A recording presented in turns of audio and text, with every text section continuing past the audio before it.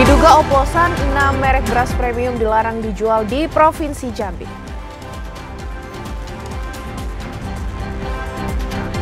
SD Negeri 056 Kumun Mudik Kecamatan Kumun Debai Kota Sungai Penuh tidak mendapatkan siswa baru.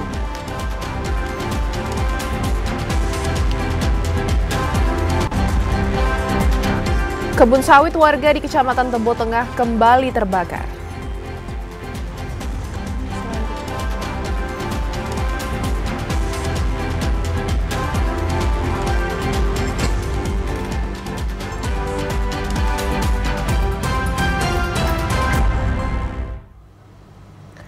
Assalamualaikum warahmatullahi wabarakatuh pemirsa. Terima kasih Anda masih menyaksikan Jambi hari ini dalam edisi Kamis 17 Juli 2025. Selain 3 berita utama tadi, redaksi kami juga telah menyiapkan sejumlah informasi penting dan menarik lainnya untuk Anda. Bersama saya Christina Titi dan saya Rahmadani Putri. Inilah Jambi hari ini selengkapnya.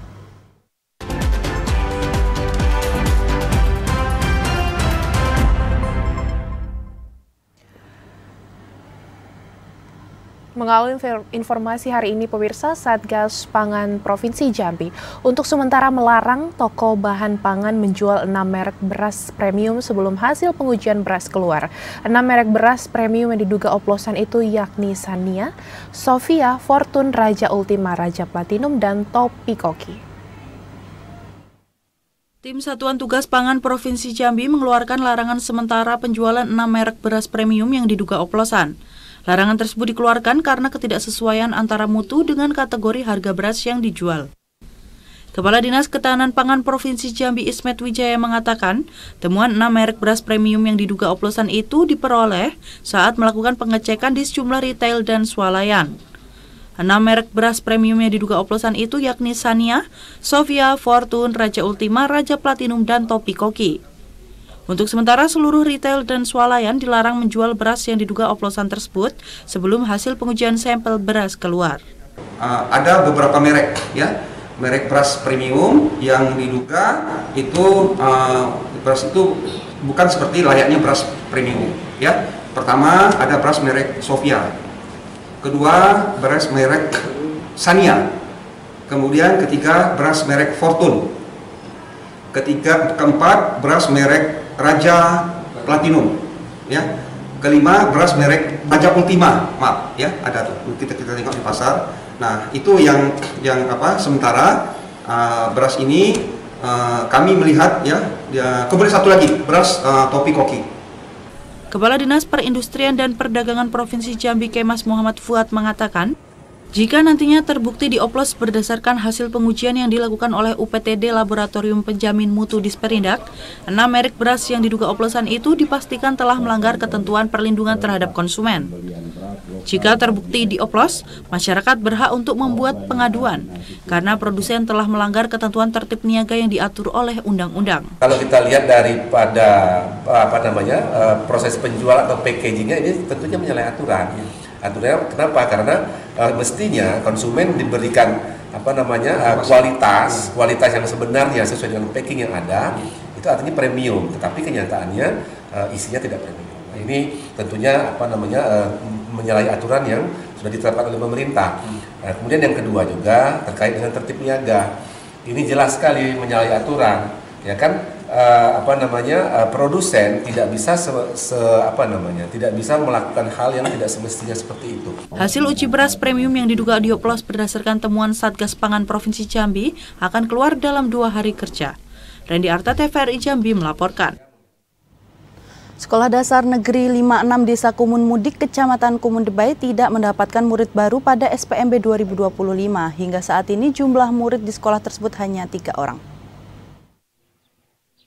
Pelaksanaan SPMB tahun 2025 di Kota Sungai Penuh telah dilaksanakan. Namun pemandangan berbeda terlihat dari Sekolah Dasar Negeri 56 Kumun Mudik Kecamatan Kumun Debai Kota Sungai Penuh. Pada pelaksanaan SPMB tahun 2025, SD Negeri 56 Kumun Mudik ini tidak mendapatkan murid baru. Jumlah murid pada saat ini hanya 3 orang, terdiri dari 1 orang kelas 4 dan 2 orang kelas 3.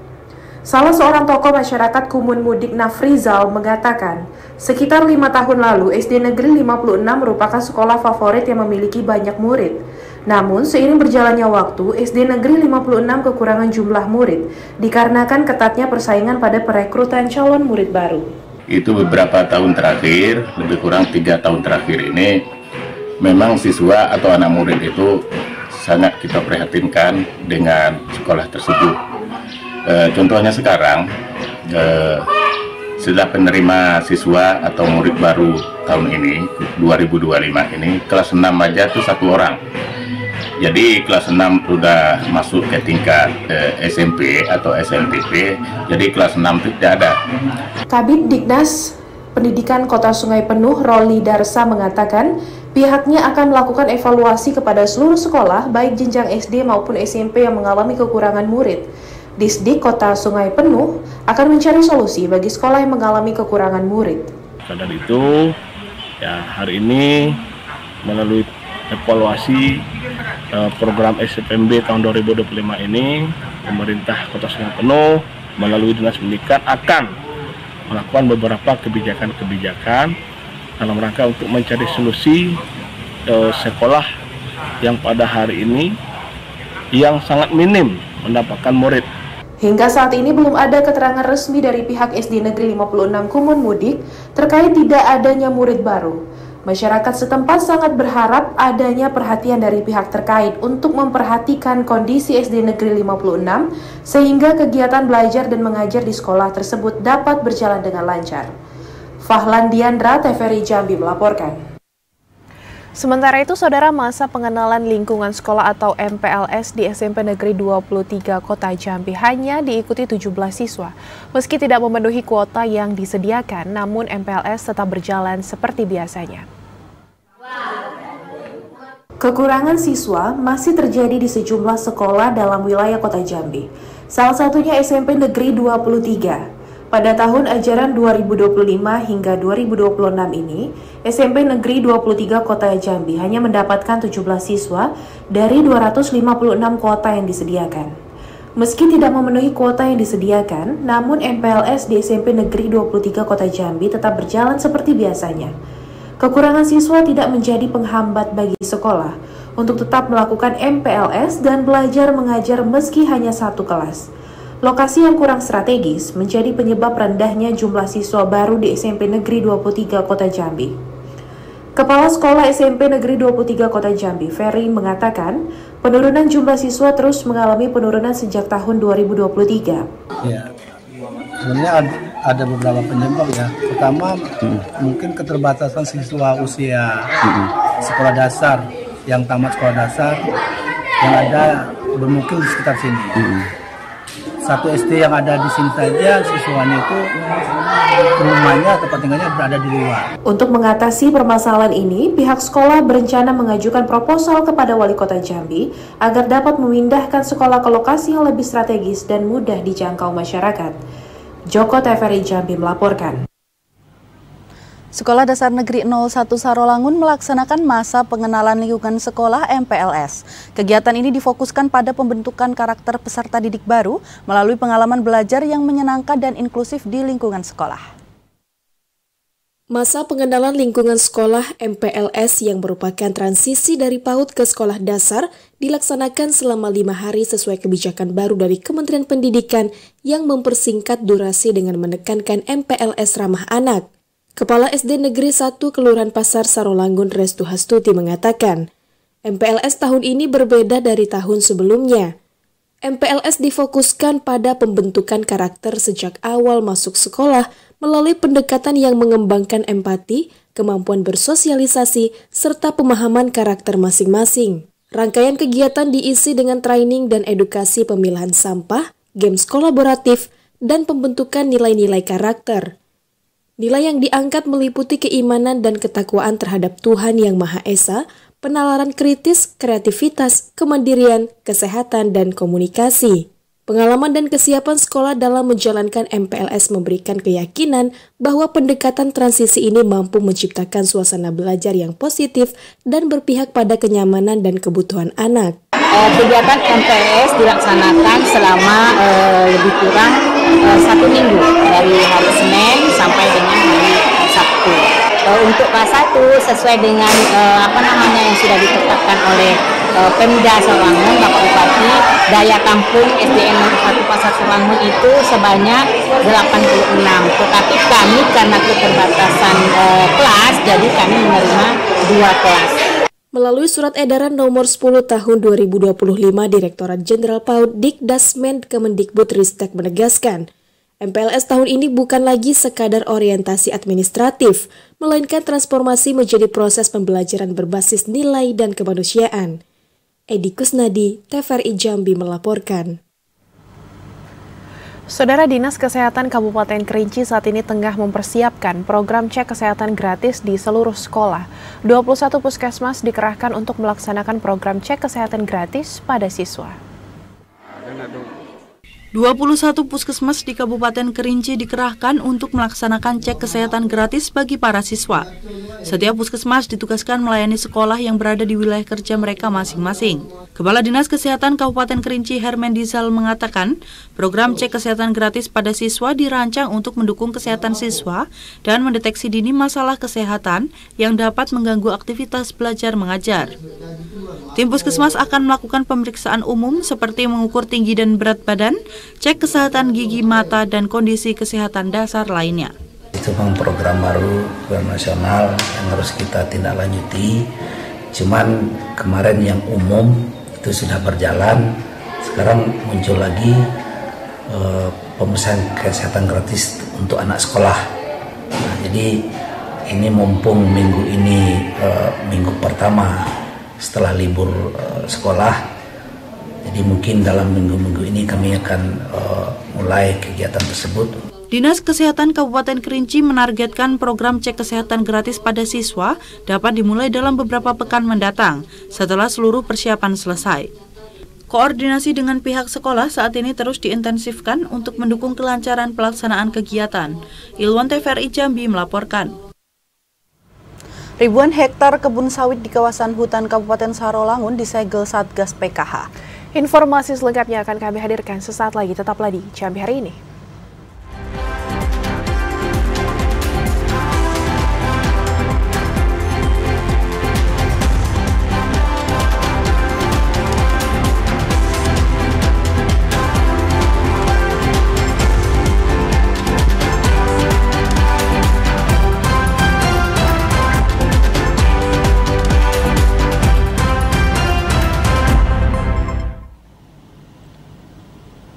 Terima kasih Anda masih bersama kami di Jambi Hari Ini.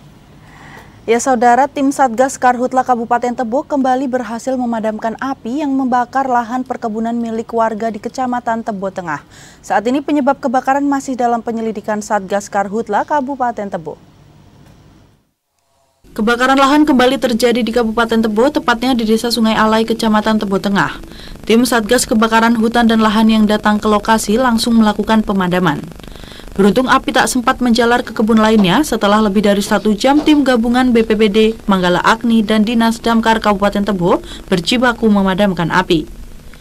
Kepala Pelaksana BPBD Kabupaten Tebo Ahmad Roni mengatakan, kebakaran lahan di Kecamatan Tebo Tengah berhasil dipadamkan setelah tim gabungan yang dibantu masyarakat datang ke lokasi. Saat ini tim Satgas Karhutla masih menyelidiki penyebab kebakaran yang membakar kebun masyarakat seluas 1 hektar tersebut. Kami mendapat informasi ada kejadian kebakaran lahan di Pal 10. Setelah itu kami langsung berkoordinasi dengan teman-teman damkar, dengan teman-teman Karhutla langsung ke lokasi. Ahmad Roni mengimbau masyarakat untuk tidak melakukan pembakaran saat membuka lahan. Intisam TVRI Jambi melaporkan. Saudara, ribuan hektar kebun kelapa sawit di wilayah Kesatuan Pengelolaan Hutan Produksi Unit 8 Hilir Sarolangun disegel Satuan Tugas Penertiban Kawasan Hutan. Penyegelan itu dilakukan karena ribuan hektar kebun sawit tersebut masuk dalam kawasan hutan.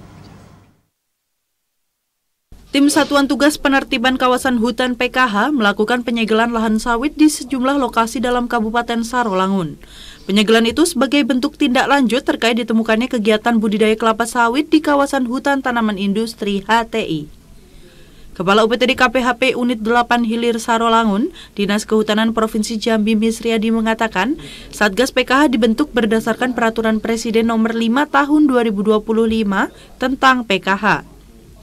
Satgas PKH merupakan kelompok tugas yang dibentuk untuk melakukan penegakan hukum dan pengawasan terhadap pemanfaatan kawasan hutan yang terdiri dari berbagai unsur pemerintahan. Satgas PKH menyasar kawasan hutan yang ditanami tanaman yang tidak sesuai atau dilarang. Secara khusus, Satgas PKH menargetkan kebun sawit yang berada di kawasan hutan untuk ditertibkan. Penertiban tersebut mencakup kawasan hutan produksi terbatas HPT, hutan produksi konversi, dan hutan tanaman industri yang selama ini diduga dikuasai tanpa izin oleh sejumlah individu dan kelompok. Sebagian besar tentu ini dilakukan penanamannya oleh masyarakat dan juga ada beberapa indikasi yang ditanam oleh pelaku usaha, terutama pelaku usaha perkebunan sawit yang baik sengaja ataupun tidak sengaja merambah kawasan hutan untuk dilakukan penanaman. Kawasan yang sudah disegel Satgas PKH akan dikelola oleh negara melalui PT Agrinas Palma Nusantara, yang merupakan perusahaan BUMN bergerak di bidang perkebunan.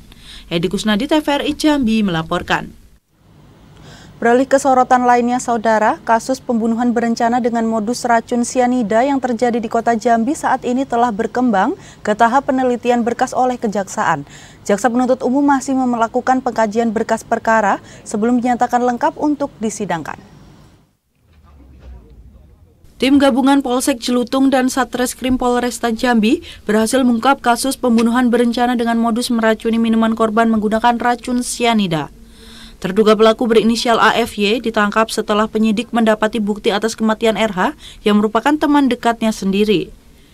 Kanit Reskrim Polsek Jelutung Kota Jambi Ibda Ondo Siburian mengatakan, saat ini penyidik masih menunggu petunjuk dari Jaksa Penuntut Umum terkait kelengkapan berkas perkara tersangka. Jika berkas dinyatakan lengkap, maka perkara akan segera dilimpahkan ke Jaksa Penuntut Umum untuk dilengkapi kembali sebelum pelimpahan ke pengadilan untuk proses persidangan. Dalam proses penyidikan, penyidik telah meminta keterangan sejumlah saksi, termasuk seorang kurir yang mengirimkan paket berisi sianida kepada tersangka. Untuk kasus pembunuhan berencana, untuk saat ini berkas sudah kita kirim tahap 1 dan saat ini mungkin masih diteliti oleh pihak Jaksa Penuntut Umum ya. Jadi kita masih menunggu apakah ada petunjuk dari Jaksa Penuntut Umum. Jadi sudah kita tahap 1 kan. Untuk petunjuk kita masih menunggu.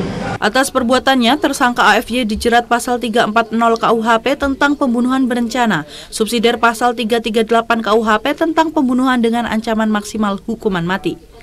Azhar, TVRI Jambi melaporkan. Saudara, petugas gabungan dari Dinas Satpol PP Kota Jambi kembali menggelar razia penegakan perda. Puluhan botol minuman beralkohol tanpa izin berhasil diamankan dari sebuah toko di kawasan Kota Baru. Dinas Satpol PP Kota Jambi kembali menggelar razia penegakan peraturan daerah perda. Razia ini digelar untuk menciptakan kondisi kamtipmas di tengah masyarakat. Razia ini menyasar sejumlah titik di wilayah Kota Jambi, salah satunya di toko-toko yang berada di Jalan Pangeran Hidayat, Kota Baru. Dari sejumlah toko, petugas menemukan 56 botol minuman beralkohol berbagai jenis yang dijual tanpa izin edar. Di antaranya 15 botol minuman beralkohol golongan A, 35 botol minuman beralkohol golongan B, dan 3 botol minuman beralkohol golongan C. Kepala Dinas Satpol PP Kota Jambi Feriadi mengatakan, selain toko, tim gabungan juga melakukan pengawasan ke sejumlah tempat hiburan malam yang berada di kawasan Kota Jambi. Kami melakukan penegakan peraturan daerah, ada 2 sasaran. Yang pertama THM, tempat hiburan malam. Itu terutama kita mengecek pengunjung maupun karyawan yang di bawah umur. Yang kita curigai. Razia ini merupakan bagian dari upaya pemerintah Kota Jambi dalam menegakkan peraturan daerah dan menjaga ketertiban umum di tengah masyarakat. Joko, TVRI Jambi melaporkan. 1 unit sepeda motor di kawasan Lorong Haji Juanda, Kelurahan Mayang Mangurai, Kota Jambi hangus terbakar. Kebakaran tersebut diduga akibat korsleting pada kabel motor saat sedang dikendarai. Diduga akibat korsleting pada kabel, 1 unit sepeda motor terbakar saat sedang dikendarai. Peristiwa ini terjadi di Lorong Haji Juanda, RT 38, Kelurahan Mayang Mangurai, Kecamatan Kota Baru, Kota Jambi. Menurut salah seorang saksi mata, Fitri mengatakan motor telah mengeluarkan asap dari bawah jok saat diparkirkan. Motor milik warga Sunan Derajat ini tiba-tiba terbakar dan hanya menyisakan kerangka. Mendapati laporan dari warga, tim dari Dinas Pemadam Kebakaran dan Penyelamatan Kota Jambi langsung dikerahkan ke lokasi kejadian. Petugas berhasil memadamkan api yang membakar sepeda motor dalam kurun waktu 25 menit. Beruntung, api tidak sempat merambat ke lingkungan sekitar. Meski tidak ada korban jiwa dalam peristiwa ini, namun warga diimbau untuk selalu memeriksa kondisi kendaraan sebelum digunakan. Joko, TVRI Jambi melaporkan. Saudara, tetaplah bersama Jambi hari ini karena kami masih akan kembali dengan sejumlah informasi penting dan menarik lainnya untuk Anda. Di antaranya, Wakil Bupati Tebo sidak pembangunan infrastruktur di Desa Pagar Puding.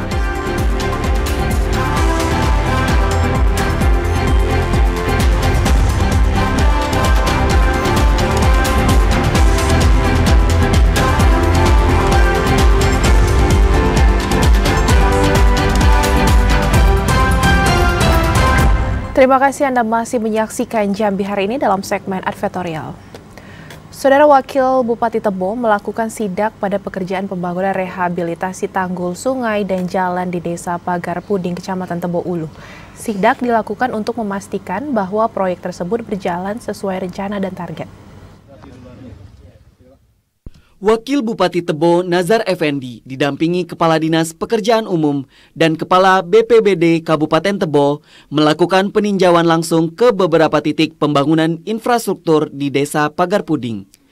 Proyek rehabilitasi tanggul sungai dan jalan di desa tersebut dikerjakan oleh PT Pulau Bintan Bestari dengan dana sebesar 20,5 miliar rupiah. Hingga saat ini progres pekerjaan sudah mencapai 37%. Wakil Bupati Tebo berharap agar pekerjaan rehabilitasi tanggul yang bertujuan untuk penanggulangan bencana ini dapat selesai tepat waktu.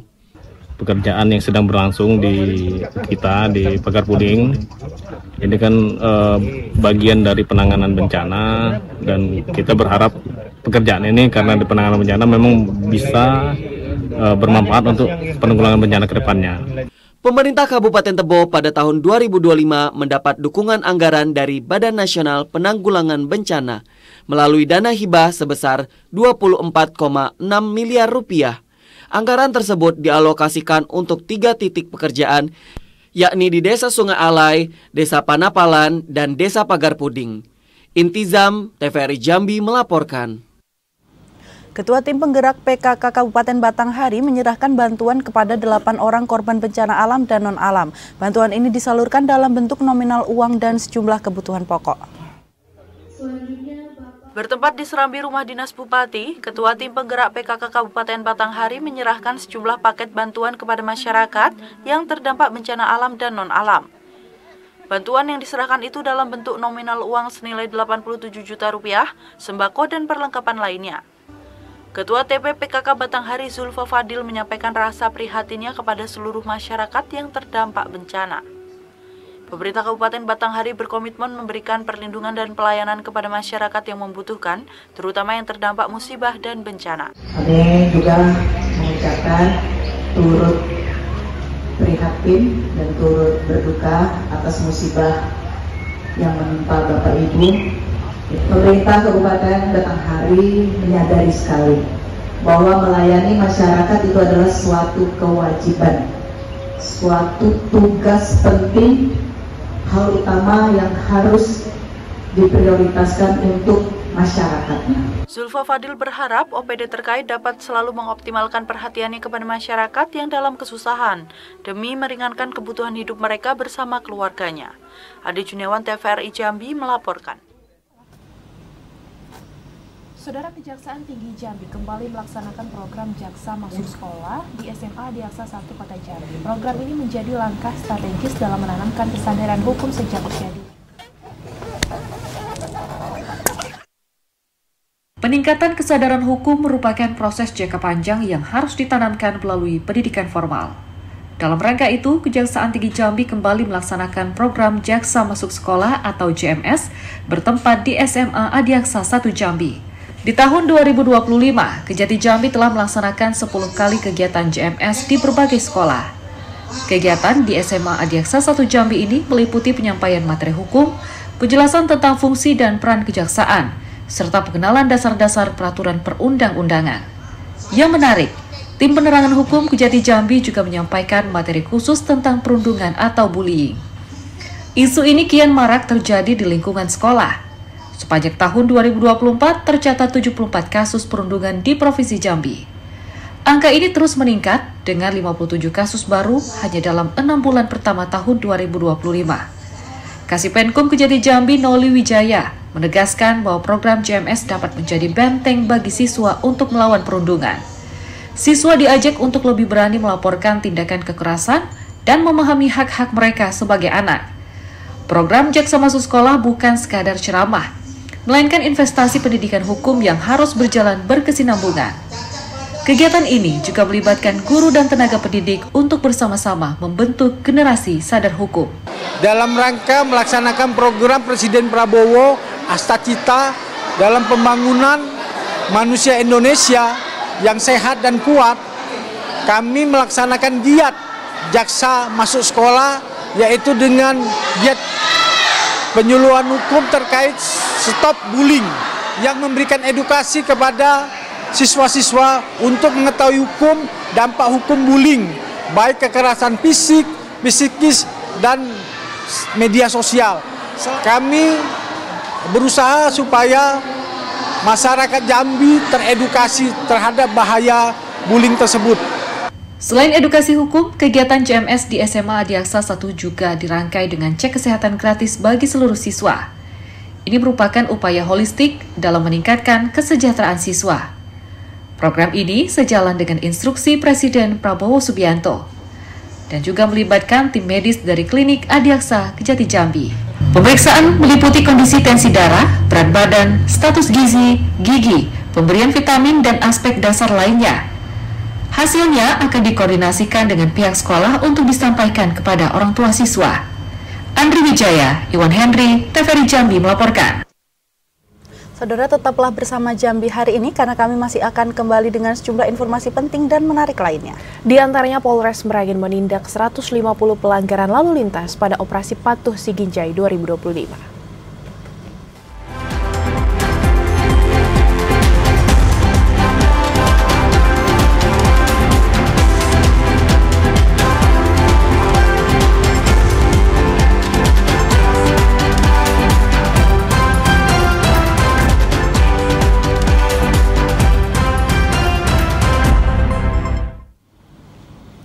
Terima kasih Anda masih bersama kami di Jambi hari ini. Baik pemirsa, dalam operasi Patuh Siginjai tahun 2025, Polres Merangin telah menindak 150 kendaraan. Pelanggaran didominasi ketidakpatuhan dalam menggunakan helm saat berkendara. Polres Merangin mengerahkan 40 personel gabungan dalam operasi Patuh Siginjai tahun 2025 yang berlangsung sejak tanggal 14 Juli lalu. Hingga saat ini, terdapat 150 pengendara yang ditindak atau ditilang dalam operasi lalu lintas tersebut. Pelanggaran didominasi ketidakpatuhan pengendara sepeda motor dalam menggunakan helm. Kasat Lalu Lintas Polres Merangin, AKP Iwan Wahyudi mengatakan, sejak dimulainya operasi Patuh Siginjai 2025, pihaknya belum menemukan pelanggaran lalu lintas yang melawan petugas. 150 pelanggaran lalu lintas yang telah ditindak itu terdiri dari 67 pelanggaran pengendara sepeda motor yang tidak menggunakan helm, 14 pelanggaran karena ketidaklengkapan surat berkendara, 3 pelanggaran pengemudi mobil yang tidak menggunakan sabuk pengaman, dan beberapa pelanggaran lainnya. Selain melakukan penilangan, Polres Merangin juga melakukan edukasi berkendara di jalan lintas. Di jalur 3 itu kan ada terbagi 3 jalan, kan? Ada jalan kabupaten, ada jalan provinsi, dan ada jalan nasional. Nah, di sini kami selektif. Selektif artinya apa? Ada pelanggaran lalu lintas kasat mata, itu yang kami tindak. Pada warga masyarakat Merangin agar selalu mentaati arus lalu lintas. Operasi Patuh Siginjai yang dilakukan Polres Merangin berpusat di jalur 3 Kecamatan Bangko.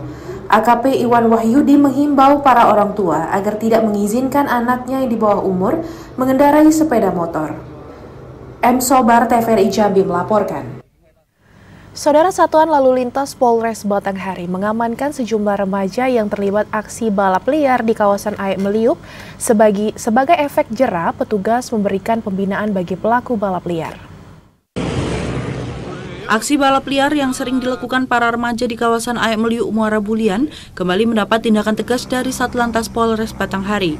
Dalam penertiban adu cepat kuda besi ilegal itu, petugas berhasil mengamankan sejumlah remaja yang terlibat dalam aksi balap liar. Sebagai bentuk efek jera, para pelaku dibawa ke Mapolres Batanghari dengan berjalan kaki sambil mendorong kendaraannya untuk didata dan dilakukan pembinaan. Kasat Lantas Polres Batanghari AKP Agung Prasetyo mengatakan, tak hanya kepada para remaja, Polres Batanghari juga telah mengimbau para orang tua untuk lebih mengawasi pergaulan anak-anaknya di luar rumah. Upaya itu dilakukan untuk mencegah aksi berkendara ugal-ugalan para remaja di jalan raya. Pada saat malam minggu kemarin, kami dari Polres Batanghari, khususnya Satlantas Polres Batanghari, melaksanakan penindakan terhadap aktivitas balap liar yang dilaksanakan oleh anak-anak remaja di seputaran Aek Meliuk, Muara Bulian. Ada 11 unit kendaraan yang kami laksanakan penindakan dan kami sita sementara. AKP Agung Prasetyo menambahkan, pelaku balap liar diminta untuk membawa kelengkapan surat-surat kendaraan sebelum dikembalikan kepada pemiliknya masing-masing. Adi Juniawan, TVRI Jambi melaporkan. Pertunjukan seni budaya bertajuk Selokoin Musikal sukses digelar di Gedung Taman Budaya Jambi pada Rabu malam. Acara ini menjadi wujud transformasi nilai-nilai budaya lokal ke dalam seni pertunjukan modern yang memukau. Asisten 3 Provinsi Jambi, Jang Cik Mohza, resmi membuka acara seni budaya Selokoin Musikal yang digelar di Gedung Taman Budaya Jambi pada Rabu malam. Pertunjukan ini mengusung konsep pelestarian kebudayaan dan tradisi dari Kabupaten Merangin yang dikemas dalam format musikal. Komposer Dedi Setiawan mengatakan proyek ini merupakan bagian dari kerjasama dengan Kementerian Kebudayaan melalui program Dana Indonesia yang bertujuan untuk memajukan kebudayaan nasional melalui pemberian dukungan pendanaan kepada para pelaku budaya. Di komunitas ini saya sebagai pemain musik Guitalin Les dan sebagai komposer. Kegiatan ini di mana kami dari Belitung Modernic Project melakukan sebuah kegiatan pembuatan album musik dan saat ini adalah pertunjukan dan launching albumnya. Pada kegiatan ini, Pelit Mudo Project merilis album musik dan 6 judul lagu yakni Mantau, Merangin, Mesumai, Budaro, Diana, Sida, dan Hikayat Batin Penghulu. Dalam sambutannya yang mewakili Gubernur Jambi, Jang Cik Mohza mengatakan pemerintah Provinsi Jambi mendukung kreativitas anak-anak muda dalam melestarikan seni dan budaya daerah. Sebagai generasi penerus, anak-anak muda Jambi harus berperan aktif dan turut berpartisipasi dalam memajukan seni dan budaya daerah agar lebih modern dan adaptif. Pemerintah Provinsi Jambi sebagai Gubernur sangat mengapresiasi karya seni yang dilakukan oleh Sanggar Pelita Mudo, khususnya untuk Selokoin Musikal. Jadi artinya kita membuat nilai tambah dari aset-aset budaya yang kita miliki, tidak saja monoton untuk hal-hal yang mungkin kita tampilkan dengan nuansa keadaan, tapi juga bisa merambah dunia-dunia generasi muda. Kegiatan ini didukung oleh Lembaga Penyiaran Publik TVRI Stasiun Jambi. Sebagai lembaga penyiaran publik, TVRI Stasiun Jambi berkomitmen untuk terus mendukung kegiatan seni dan budaya yang edukatif dan berbasis nilai tradisi. Melalui kegiatan ini, diharapkan generasi muda semakin mengenal, mencintai, dan menjaga kekayaan kebudayaan Nusantara. Asar, TVRI Jambi melaporkan. Demikian Jambi hari ini saudara, terima kasih atas perhatian dan kebersamaan Anda. Saya Christina Titi. Dan saya Rahmadani Putri bersama kerabat kerja yang bertugas pamit undur diri. Wassalamualaikum warahmatullahi wabarakatuh dan sampai jumpa.